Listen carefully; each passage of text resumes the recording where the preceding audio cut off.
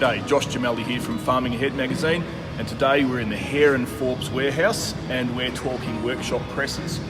So we thought we might run over a few things to look for if you're buying a workshop press for your workshop or for the farm.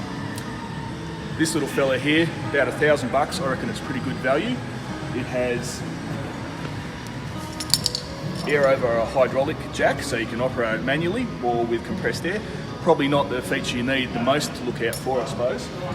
The table is manually adjusted, so you've got to lift that up by hand. But it does have a traversing head, so you can slide the head in just to fine-tune the position of what you're pressing. And pressure gauge is always a good thing. If we look at something maybe like this one here, now that's almost double the price. It's a 15-ton model. But it's got a few more really snazzy features. You've got a hand wheel here to, I suppose, lower the plunger rather than having to move the table or crank the jack.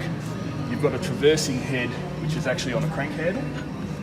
So by turning the crank handle here, you can move the head backwards and forwards. And notably, you can actually raise and lower the table using a ratchet winch system. So basically pull these out, raise the table up or lower it down to suit the item that you're working on. And it's not such a bad thing because sometimes when you put an item in the press, it's pretty heavy and you might have to reposition that during the pressing operation. You know, if you're moving a bearing off a long shaft, sometimes you have to move the table with the full weight of what you're doing on it. So a few features there that are probably worth looking out for.